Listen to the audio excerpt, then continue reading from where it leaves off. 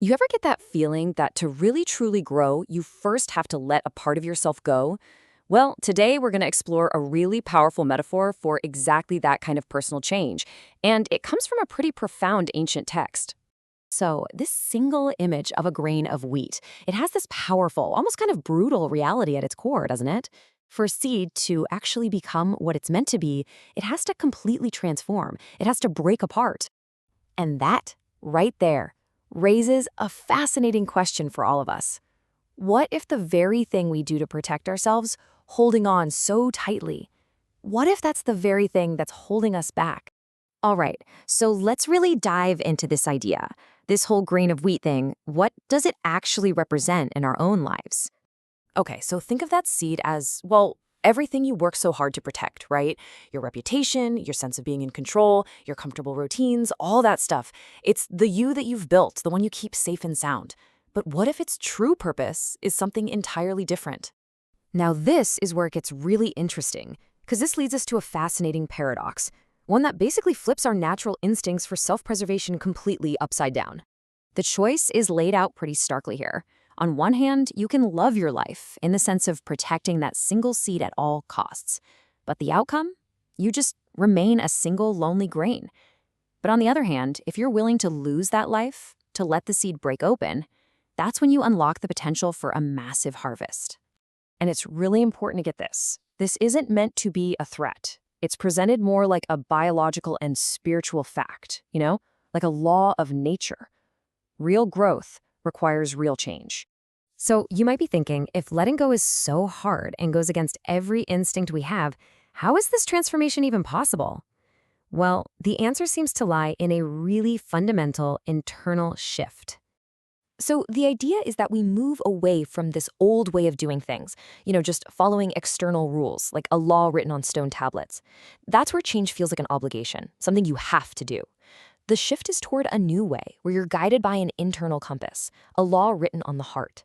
And suddenly, you move from having to change to actually wanting to.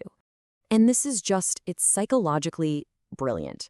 Because when the motivation comes from inside you, the act of letting go, of that grain of wheat dying, it stops feeling like this painful loss. It actually starts to feel like a birth. But let's be real for a second. This whole framework doesn't ignore the fact that even when you want to change, the process can still be incredibly painful. I mean, this is such a human image, right? It shows us that struggle, fear, grief, even loud cries and tears, they aren't signs that you're failing. Not at all. They're an expected and maybe even necessary part of the whole process. So here's the crucial point. This framework isn't offering a shortcut to get around suffering. Instead, it completely reframes it. Suffering isn't some obstacle you have to avoid, it's the actual path that growth and deep learning happen on. So what does this all mean for us, practically? How can we actually apply this whole grain of wheat metaphor to our own journey? And this brings us to a moment for some personal reflection. The source material uses this other great metaphor of a stone blocking a tomb. So the question is, what is the stone that's blocking new life from emerging in your own heart? It could be anything. Maybe it's a grudge you just can't let go of, or an addiction, or some hidden habit. Maybe it's a cynical worldview that you use to protect yourself from getting hurt, or maybe it's just a paralyzing fear of what's coming next. Figuring out what that stone is, that's the first step.